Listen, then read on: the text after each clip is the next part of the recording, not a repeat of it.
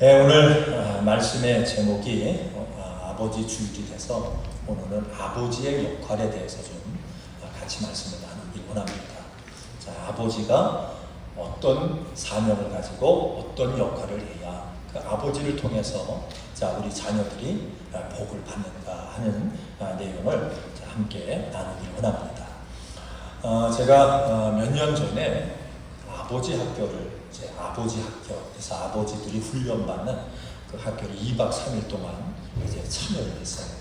근데 그 아버지 학교에서 구호가 있더라고요. 그러니까 구호가 있는데 이렇게 얘기해요. 아버지가 살아야 자녀가 삽니다. 누가 살아야 된다고요? 아버지가 살아야 자녀가 삽니다. 여러분, 과거에는 아버지가 살아야 자녀가 삽니다, 이런 말이 필요가 없었어요. 예전에는 아버지가 집에 무슨 역할을 했지? 자녀들에게 왕 같았어요. 왕. 그죠? 그냥 남편도요, 왕처럼 살았어요. 근데 이게 시대가 이렇게 지나면서 요즘은 아버지들이 힘이 빠졌어요. 왕같이 집에서 하면 집에서 살 수가 없는 그런 시대가 이제 됐습니다. 그래서 아버지들의 어깨가 올라간 게 아니라 어떻게 보면 아버지들의 어깨가 다 축 처진 그런 시대입니다. 어떤 분이 어려서부터 자기는 우리 아버지처럼 살아야 되겠다 이렇게 생각했는데, 가만히 보니까 집에서 아버지가 왕이에요. 엄마한테도 말만 하면, 명령만 하면 그냥 즉각 아버지가 말하는 대로 되는 거예요. 자식들에게도 얼마나 어머니지요. 자식들이 한 말만 하면 그냥 자식들이 겁이 나가지고 아버지한테 다 복종하고 순종하는 거예요. 아니, 교회를 가서 봤더니요, 교회도 그런 거예요. 그냥 아버지가 한 말하면 성도들이 다 예스하고 그러면 순종하고. 그래서 이 아들이 어려서부터 나는 우리 아버지처럼 살아야 되겠다, 아버지처럼 사는 게 내 인생의 꿈이다, 이렇게 살았대요. 근데 그 아버지가 누구냐? 목사입니다. 목사. 집에서는 왕처럼, 엄마한테도 어떻게 보면 왕처럼, 그냥 아버지가 원하는 데 다 되는 거예요. 교회 갔더니 교회에서도 뭐냐면 그 아버지 목사님이 이런저런 얘기를 하면 성도들이 다 순종하고 그대로 따르는 거예요. 자, 근데 이 아들이 자라서 자기가 결혼을 하고 이제 아버지의 뒤를 이어서 목사가 됐대요. 근데 자기가, 여러분, 아버지가 되고 목사가 되고 남편이 된 후에 이게 인생이 아닌데 뭔가 우리 아버지하고는 전혀 다른 인생을 사네. 그럼 갈등이 시작됐대요. 아버지처럼 자기 와이프에 했더니 와이프한테 막 혼나는 거예요. 자기 있을 곳이 없는 거예요. 자식들에게 그냥 아버지가 했던 것처럼 명령을 하니까요, 아버지가 이거 잘못했는지 뭐 했는지 따지고 들은 거예요.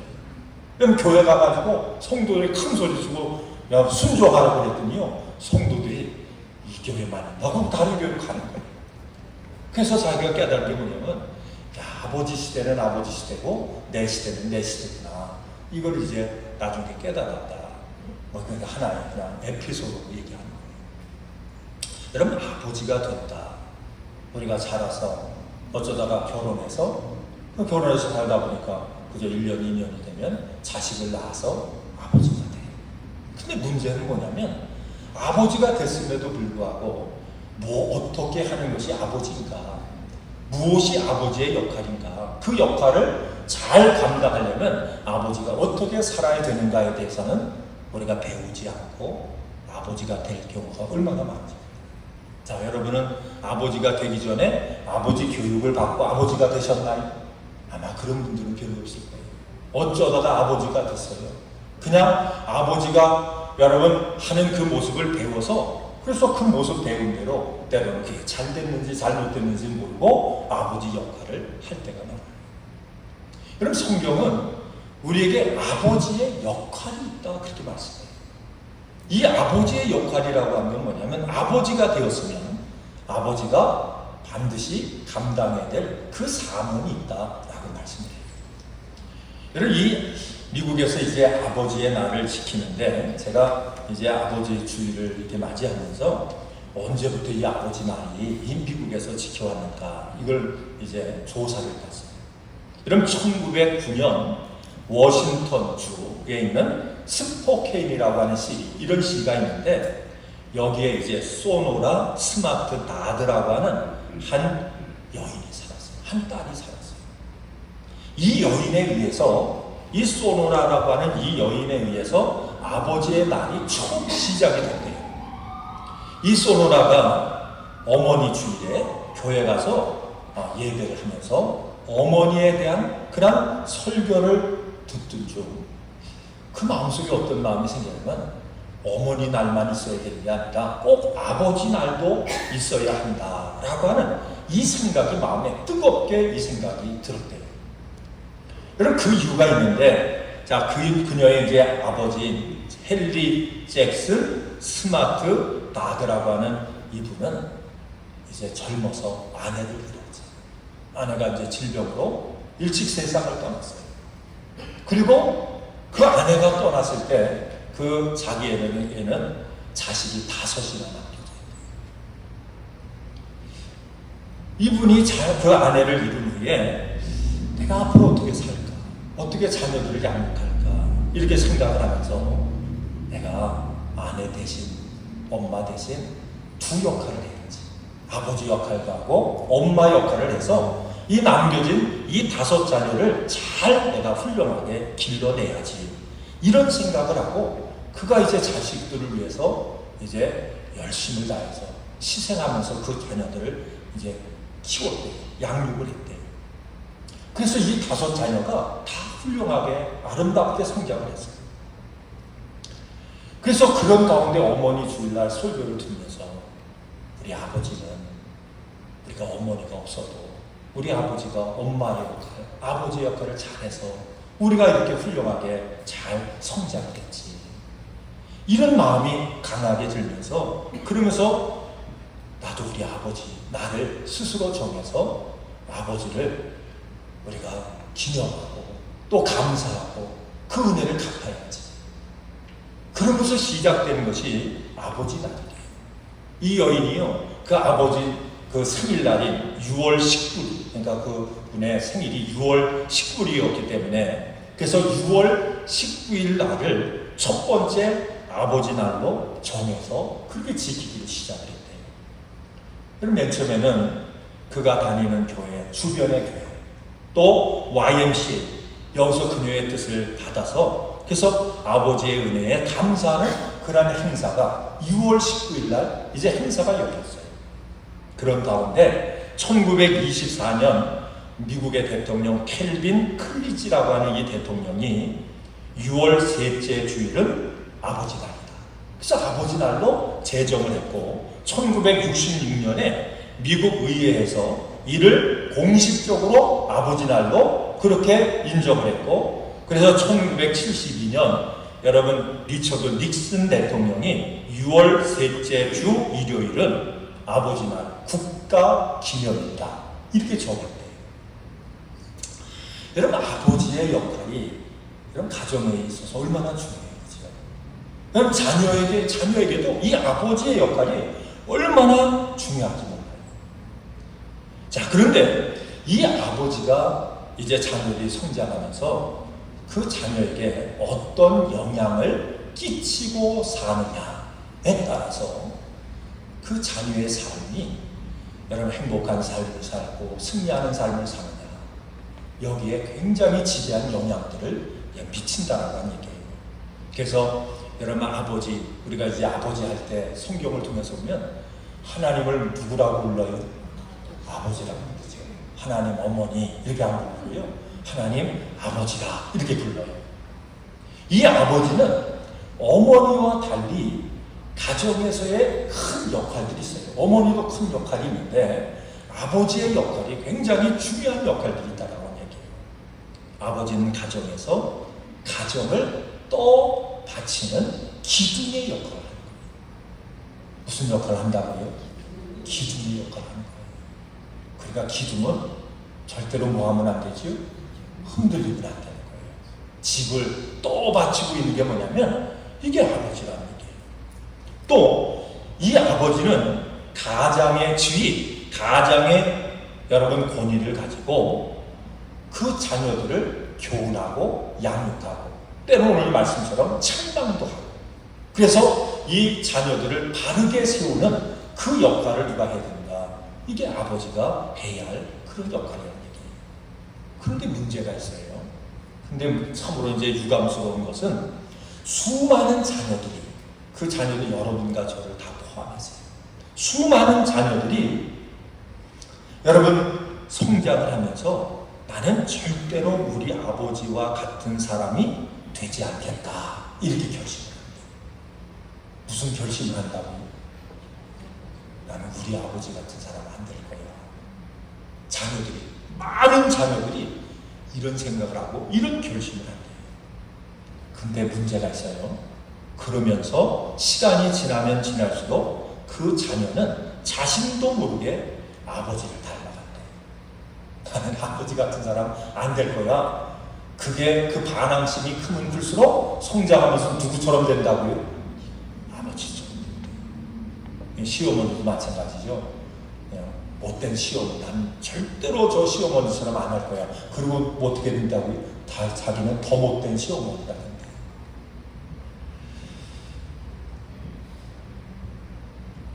여러분, 아버지 주일을 이제 맞이해서 저는 오늘 이 시간에 여러분과 제가 이제 말씀 앞에 아버지 역할이 뭘까? 정말 훌륭한 아버지, 자녀들에게 축복의 통로가 되는 그 아버지의 역할을 성경은 우리에게 어떻게 말씀하고 있을까? 한번 이것을 말씀을 통해서 살펴보고, 어머니는 어머니로서, 그죠? 아버지는 아버지로서, 아직 아버지가 되지 않은 분들은 앞으로 아버지가 돼서, 어머니가 돼서 여러분 이 사명을 잘 감당해서 여러분의 가정에 놀라운 하나님의 복이 대대로 이루어지는 그러한 축복의 역사가 있기를 주의 이름으로 축원을 드립니다. 자, 성경이 말하는 그런 아버지는 어떤 아버지를 얘기할까? 여러분, 육신의 일만 하는 게 아니에요. 우리가 어떤 때 그러죠. 내가 먹이고 입히고 등록금 대주고 뭐가 부족하냐? 이게 누가 하는 얘기냐면 육신의 아버지가 하는 얘기예요. 근데 성경은 육신적인 일도 필요하지만 이것보다 우선되는 것이 뭐냐면 영적인 아버지로서의 역할이 자녀들에게 꼭 필요하다라고 하는 얘기예요. 그래서 우리가 고린도전서 4장 14절 말씀에 보면 내가 너희를 부끄럽게 하려고 이것을 쓰는 것이 아니라 오직 너희를 내 사랑하는 자녀같이 구원하려 하는 것이다. 그 훌륭한 아버지는 첫째 역할이 뭐냐면 자녀들에게 뭐예요? 신앙적으로 권면하고 신앙적으로 그들을 바른 길로 인도하는 사명을 감당하는 것이 뭐냐면 이게 아버지의 역할이라고 하는 얘기예요. 자, 뭘 하는 것이라고요? 아버지의 첫 번째 역할이 뭐냐면 우리 자녀들을 신앙으로, 여러분 믿음으로 잘 양육하고 그들을 이끄는 것이 뭐냐면 그게 아버지의 역할이라고 하는 얘기예요. 자, 그런데 여기서 권면하는 이것을 책망한다고 얘기해요. 때로는 권면이 책망도 될 수 있어요. 바른 길로 인도하기 위해서 때로는 책망도 하는데 그럼 왜 하는가? 왜 권면하고 책망을 해야 되느냐? 성경은 우리에게 이렇게 얘기하는 거예요. 그의 마음속에 예수를 뭐 하기 위해서요? 넣어주기 위해서. 믿음을 넣어주기 위해서 누가요? 아버지가 그 자녀들에게 때로는 책망도 하고 권면도 하는 이 사명이 누구에게 있냐면 아버지에게 있다는 겁니다. 그러니까 여러분, 훌륭한 아버지, 성경이 우리에게 요구하는 그 아버지의 역할이라고 하는 게 뭐냐? 그 아버지가 먼저 하나님을 잘 믿고 아버지가 마음속에 예수님을 잘 모셔서 그 내가 모시고 내가 믿고 내가 신앙생활하는 그 신앙을 누구에게요? 자녀들 마음속에 넣어주는 그 역할이 누구의 역할이냐면 아버지의 역할이라고 합니다. 이런 면에서 보면 여러분 자녀 입장에서 축복된 자녀, 여러분 축복된 아버지를 둔 자녀의 여러분 그 축복은 뭐냐면 어떤 아버지를 둔 거예요? 믿음의 아버지. 예수 잘 믿는, 그래서 신앙생활 가운데 나에게 영향을 줘서 그래서 예수 잘 믿게 그 자녀들 마음속에 누구를 넣어줬어요? 예수를 넣어준 그런 아버지를 둔 자녀가 가장 복받은 자녀예요. 이 역할을 감당할 수 있기를 주 이름으로 축원드립니다. 아버지의 역할이 첫 번째 뭐라고 해요? 자녀들 마음속에 누구를 넣어줘요? 예수를 넣어주는 거예요. 자녀들 마음속에 예수를 넣어주려면 먼저 내 마음속에 누가 있어야 됩니까? 예수가 있어야지. 오늘 이 아버지 주의를 통해서 여러분 심령 속에 예수로 충만하게 되시길 주 이름으로 축원을 드립니다. 여러분 때로는 우리 아버지들이 부모들이 착각하는 게 있어요. 그저 돈 많이 물려주고 유산 물려주고 그저 좋은 학교 가도록 등록금 내주고요. 잘 먹이고 잘 입히면 그게 아버지의 역할 다라고 생각하는데요. 그게 아니에요. 성경은 우리에게 그렇게 말씀하잖아요. 그 자녀 속에 누구를 넣어줘요? 예수를 넣어주는 그 자녀가 예수를 넣어줘서 그 예수를 마음속에 품고 살아갈 수 있도록 그렇게 그 역할을 해주는 누가요? 아버지. 그 어머니가 자식이 가장 축복된 그런 부모라고 하는 거예요. 여러분이 축복된 부모가 다 될 수 있기를 주의 이름으로 축원을 드립니다. 또한 두 번째는 뭐냐면 이 아버지 역할 두 번째는 우리 자녀들에게 뭘 보이는 거냐면 본을 보이는 거예요. 아버지는 자녀에게 뭘 보여야 할 사명이 있어요? 본을 보여야 할 사명이 있는 거예요. 그래서 고린도전서 4장 16절 말씀에 보면 그러므로 내가 너에게 권하노니 너희는 나를 본받는 자가 되라. 여러분 목회가 가장 어려운 부분이 목회하면서 가장 어려운 부분이 이 부분이에요. 설교가 어려운 게 아니에요. 다른 게 어려운 게 아니라 뭐가 어려워요? 본을 보이는 게 어려운 거예요. 예를 들어서 제가 그냥 기도하지 않고 기도도 안 하면서 우리 성도에 기도해야 됩니다. 여러분 기도하세요. 그러면 뭐라고 얘기할 거예요? 속으로 그지요. 기도 안 하면서. 그럼 저가 전도도 안 하고 여러분 전도하세요. 전도해야 된다고 막 강조하면요. 속으로 똑같이 얘기할 거 아니에요. 그죠? 지도 안 하고. 우리만 뭐 하려고 써먹으려고 이용하려고 이렇게 생각할 수 있는 거예요. 그치? 목회가 어려운 게 이 부분이에요. 본이 된다라고 하는 게 얼마나 중요하지. 아버지가 되는 건 쉬운데 아버지의 역할을 감당하는 것이 이게 어렵다. 이게 우리의 숙제라고 합니다. 하나님 앞에 아버지가 되어서 부름받는 그 순간까지 아버지들이 자녀에게 보여줘야 될 것이 뭐냐면 아버지로서 신앙으로서 뭘 보여야 된다고 하면 본을 보여야 돼요. 그래서 아버지는 세상을 떠날 때도 우리가 자녀를 모아놓고 어떻게 해야 됩니까? 축복하고 본을 보여줘야 돼요. 아브라함의 하나님, 이삭의 하나님, 야곱의 하나님 그들이 세상을 떠날 때 보면요 자녀들을 다 데려다가 때로는 손자까지 데려다가 축복을 하면서 그들이 했던 게 뭡니까? 예수 잘 믿어라. 요즘으로 얘기하면 하나님 말씀대로 잘 살아야 그래야 뭘 받아요? 복을 받아. 내가 하나님 믿었던 것처럼 너희도 하나님 잘 믿고 그 말씀대로 살아야 복을 받는다. 이게 뭐냐면 성경의 믿음의 사람들이 마지막 자녀들에게 축복했던 그런 모습이에요. 말만 했던 것이 아니라 그렇게 믿음의 삶을 살았다라고 하는 얘기예요. 아버지가 자식들에게 여러분 보여줘야 할 그런 아버지의 역할이 뭐냐면 신앙적으로 뭐예요? 본을 보여주는 것이래요. 여러분의 신앙이 자녀들에게 본이 돼서 여러분의 본을 따라서 살아가는 그 자녀들이 또 다른 본을 보여서 여러분의 가정이 믿음의 가정, 복된 가문으로 세워질 수 있기를 주의 이름으로 축원을 드립니다. 자, 그러면 어떤 본을 보여야 되죠? 그 본을 우리가 보여야 되는데 우리가 성경을 통해서 보면 두 가지를 성경은 얘기하고 있어요. 첫째는 뭐냐면 바울이 우리끼리 이렇게 얘기합니다. 말씀 밖에 넘어가지 말래요. 뭐 밖에 넘어가지 말래요? 말씀 밖에 넘어가지 말래요. 좌로나 우로나 치우치지 말라는 얘기예요. 아버지가 뭐대로 사는데 본을 보여야 된다고 해요. 말씀대로. 말씀 앞에 순종하는 그 모습을 자녀들에게 뭐예요? 보여야 돼요.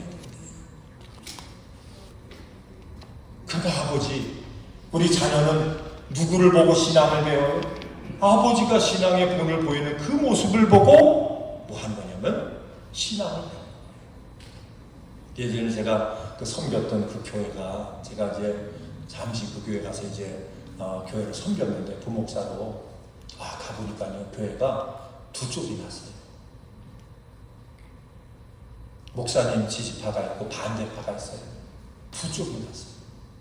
근데 제가 그때 행정 목사를 했는데 주보도 만들고 뭐 장로님들 기도 이거 순서도 하고 뭣도 하고 다 이렇게 하는데요, 참 어렵더라고요.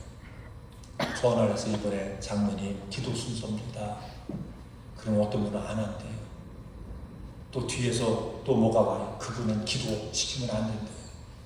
참 어렵더라고요. 근데 참 교회가 편안해야 여러분 교회에서 그 일하는 것도 편안하죠. 갈등이니까 참 힘들더라고요.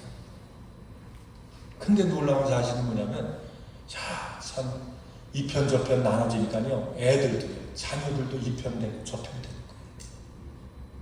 서로 갈등하는 거예요. 여러분, 그런 모습을 우리 자녀들이 보면 뭘 배울까요? 교회는 이렇게 갈등하는 건가 보다. 뭔가 싸움하는 게 교회인가 보다. 자식들한테 얘기를 안 했는데도 그 자녀들이 서로 갈등하고 싸움하는 모습을 봐요. 이 본을 보인다라고 하는 게 그만큼 중요한 거예요. 근데 어떤 본을 보여야 되는가? 어떤 본을 보여야 된다고요? 우리 믿음의 아버지들이, 부모님들이 뭘 넘어가지 않는 거예요? 말씀을 넘어가지 않는 거예요. 말씀 안에서 어떻게 하면 내가 예수님 뜻대로 우리 하나님 앞에 기쁨이 될까? 이 목적을 가지고 살아가는 그 본을 우리 자녀들에게 보여야 그 자녀가 그것을 본받아서 바른 신앙생활을 할 수 있대요.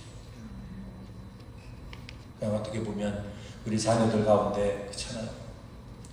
부모 마음은 교회 열심히 다니고 신앙생활 열심히 하길 원하는데 안 하잖아요. 그죠? 부모님들이 원하는 대로 안 하잖아요. 그럼 뭔가 문제가 있는 거 아니에요? 그죠? 우리 부모들에게, 우리 아버지에게 뭔가 문제가 있는 거예요. 좋은 걸 보여줘야 되는데, 여러분 좋은 본을 보여야 되는데 그는 본을 보여주지 못한 그런 문제가 있는 거예요. 우리 자식을 탓하기 전에 먼저 아버지 된 우리의 모습을 봐야지. 본을 보여야 되는데 뭘 보이라고요? 말씀 안에 사는, 말씀밖에 넘어가지 않은 그런 모습을 자녀들에게 보여야 된다, 이렇게 말씀을 해요. 또 한 가지는 뭐냐면 주님을 위해서 희생하는 모습, 비천에 처할 줄 아는 모습이에요. 여러분 교회 생활 가운데도 여러분이 헌신하고 희생하는 그 모습을 여러분의 자녀들이 볼 수 있기를 주의 이름으로 축원드립니다. 내가 섬기는 모습, 내가 모든 일에 앞장서는 모습, 내가 솔선수범해서 뭐예요? 희생하고 헌신하는 그 모습을 누구에게 보여요? 자녀들에게 보여요. 그 모습을 자녀들이 봐야 교회 생활, 신앙 생활을 바로 할 수 있다라고 합니다. 두 가지를 해요. 말씀 밖에 넘어가지 않고 우리의 몸으로 희생하고 헌신하는 그 모습을 교회에서나 가정에서나 삶에서 자녀들에게 보여주는 그 사명이 뭐냐면 이게 부모, 아버지의 사명이다. 성경은 우리에게 말씀해요. 그 다음에 아버지가 해야 할 것이 뭐냐면 여러분 권면과 위로예요. 위로와 권면이에요. 이것이 얼마나 중요한지 아세요? 여러분의 자녀를 여러분은 믿어줍니까? 안 믿어줍니까? 솔직히 한번 오늘 이 질문에 여러분 솔직히 한번 대답해 보세요. 여러분은 여러분의 자녀를 믿어주고 있습니까? 아니면 절대로 못 믿습니까?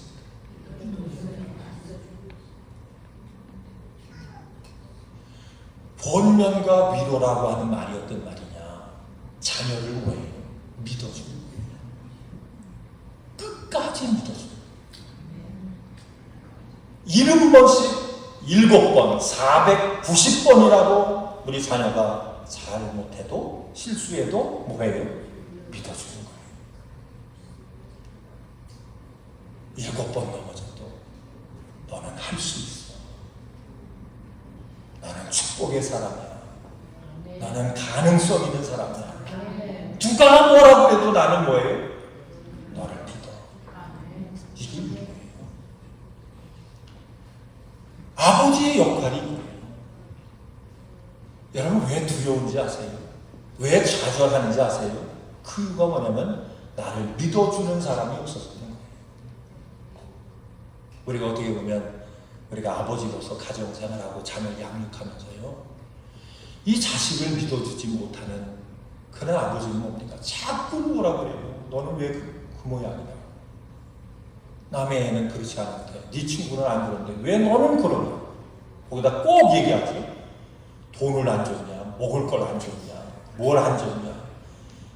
입을 옷을 안 사줬냐? 뭘 안 해줬냐? 꼭 그 얘기 하시죠. 근데 너는 왜 이 모양이냐? 이게 뭐냐면 자식을 뭐하지 못하는, 믿어주지 못하는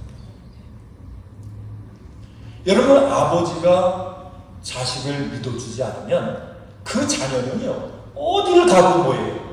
자기를 믿어주는 사람을 만날 수 있을까요? 그래서 마음에 두려운 거예요.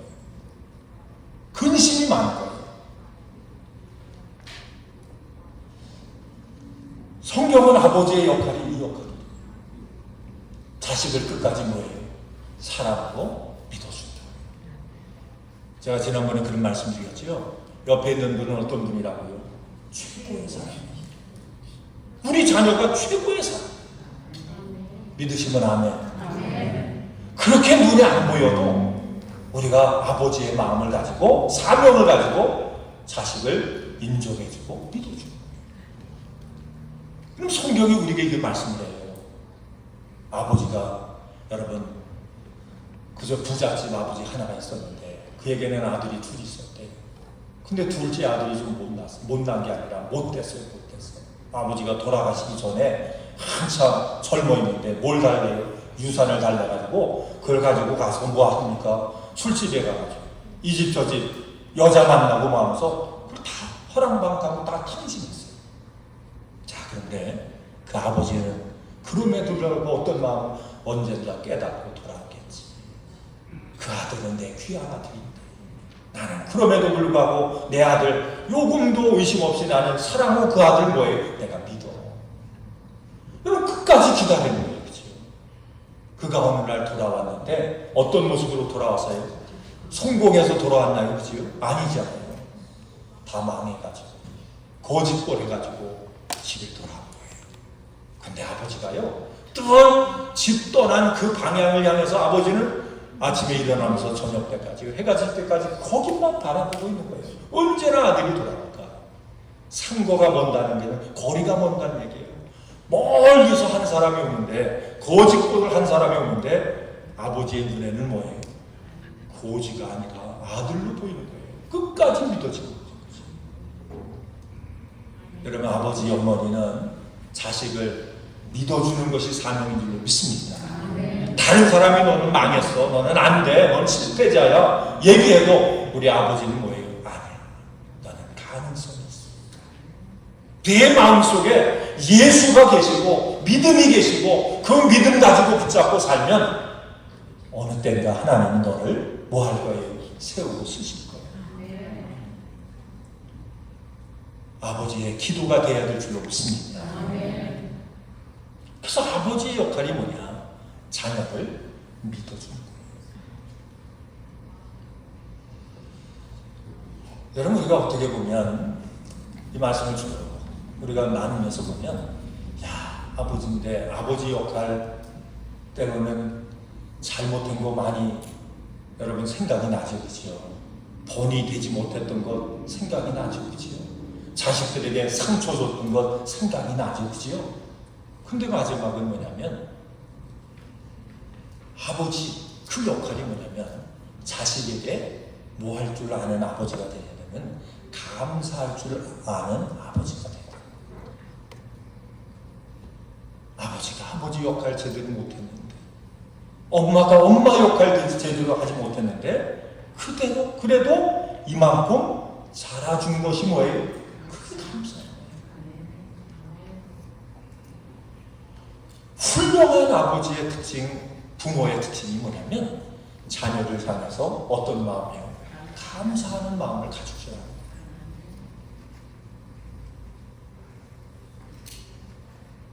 이게 얼마나 중요한지 몰라요.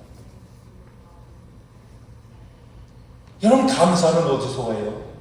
은혜를 아는 거예요. 하나님의 은혜도 있어요. 그렇죠? 부모의 은혜도 있어요. 그런데 때로는 자녀의 은혜도 있어요. 그 은혜에 감사할 줄 아는 것이 뭐냐면 아버지의 역할이에요. 끝까지 믿어주기도 하지만 뭐예요? 그래, 내 자녀로 이만큼 자라준 것만으로도 감사하다. 죽지 않고 지금까지 살아있는 것만 해도 뭐예요? 감사하다. 하나님이 너에게 기대를 갖고 있는데, 아빠도 엄마도 너에게 기대를 갖고 있는데 너는 반드시 뭐예요? 엄마 아빠의 기대대로 그렇게 최고의 사람이 될 거야. 믿음의 사람, 축복의 사람이 될 거야. 그거를 믿어주면서요. 그러면서 감사할 줄 아는 것이 뭐냐면 이게 아버지의 역할이에요. 여러분, 그럴 때에 자, 아버지는 가정에 무슨 역할을 해야 된다고 했어요? 기둥의 역할을 하죠. 기둥은 뭐 하는 거예요? 여러분, 기둥은 모든 집이요, 기둥에 뭐예요? 다 기대고 있어요. 그죠? 기둥에 다 기대고 있는 거예요. 기둥의 짐도 다 거기에 얹혀 있는 거예요. 자식이 괴롭고 힘들 때 아버지가 아버지의 역할을 잘 하게 되면 그 자녀가 어떻게 합니까? 달려와서 아버지에게 기대하는 거예요. 기대할 수 있는 거예요. 여러분, 이 부분이 얼마나 중요합니까? 저도 우리 자녀들에게 키우면서요, 그냥 막 말 안 듣고 막 자기 고집대로 하면 여러분 어떻게 하세요? 막 화부터 내지. 뚜껑이 막 열리고 괜히 자신감 나 그런 생각 다 들고 막 그래요. 여러분, 아버지가 그런 역할을 하게 되면 자식들이 마음을 닫죠. 그렇지? 얘기 안 해요. 그런데 그럴 때도 여러분 한번 해보세요. 예? 자식들이 만약에 다 컸어도 한번 해보시죠. 그냥 나와서 짜증내고 신경질 내고 뭐 어떻다고 따지고 그럴 때 그냥 아버지가 그냥 사실 믿어주고, 그래, 그래도 내 자녀로 지금까지 내 곁에 있는 거 감사하다, 그 마음을 가지고 한번 안아줘보세요. 자, 오늘 아버지 주일에 우리 아버지들한테 숙제 줄게요. 그냥 자식 그냥 한번 안아줘보세요. 아유, 내 자식 돼서 감사하다. 아버지 역할 못했지만 그래도 네가 이만큼 지금까지 살아줘서 감사하다. 한번 그 표현 한번 해보시죠. 제가 이 얘기하면서도 내가 어떻게 해야 되지? 이런 생각을 많이 해봤죠. 한번 해보시다 아버지. 그래서 여러분, 아버지의 역할 중에 하나가 뭐예요? 자식을 향해서 감사할 줄 아는 아버지. 이 네 가지의 역할을 이 역할을 우리가 충실하게 감당하면 자녀들이 뭐예요? 요동하지 않아요. 마음이 담대해요. 용기가 그 마음속에 떠나지 않아요. 나에게는 뭐가 있어요? 나를 믿어주는 아버지가 있지. 저는 어렸을 때 이렇게 자라면서 제 아버님이 이제 일찍 세상을 떠나셨는데, 제가 기억하는 아버지는 늘 술 취해 있는 아버지만 생각해요. 그럼 저희 아버지는 우리 동네 사람들이, 우리 강화 사람들이 그랬어요. 웬만하면 다 아니까 법 없이도 산대요. 바깥에 나가가지고 싫은 소리도 안 했나 봐. 싸움도 한 번 안 하고 법 없이도 산대. 아무개나. 집에 오면요, 바깥에 나가서 법 없이 사는 분은요, 집에 오면요 얼마나 말이 많아서 바깥에 나가서 못한 얘기를 집에 와서 다 하니까 그냥 술 드시면 차라리 우리 아버지는 오늘 안 왔으면 좋겠다. 이런 창피한 일인데, 우리 아버님이 세상을 떠나셨어요. 제가 이제 중학교 2학년 때 세상을 떠나고 이제 장례식 다 끝나고 이제 한 2달 지났어요. 우리 옆집이 이제 담을 이렇게 해서 바로 옆집에 저보다 1살 더 먹은 우리 그 동네 이제 선배 친구 이제 형이 살았었는데 그때 이제 중학교 3학년보다 2학년이에요. 그 친구가 뭐라고 그러는지 아세요? 이렇게 얘기하더라고요. 너는 좋겠다. 니네 아버지 죽었어. 그 뭐예요? 그 친구가 하는 얘기는 자기네 아버지도 빨리 죽었으면 좋겠다 그런 얘기죠. 혹시 여러분은 안 그래요? 여러분의 자녀들이 우리 아버지 빨리 죽었으면 좋겠다 생각 안 해보셨죠? 제가 어려서 저는 그래도 60이 넘었으니까요. 그때 나 아버지, 어머니, 뭐 선생님 다 이렇게 존경하고 그렇게 배웠잖아요. 오죽 아버지가 죽겠으면 니네 아버지 일찍 죽어서 난 좋겠다. 제가 중학교 때 2학년 때 들은 말을 지금도 기억을 한다. 그저 아버지의 역할이 중요한 거예요.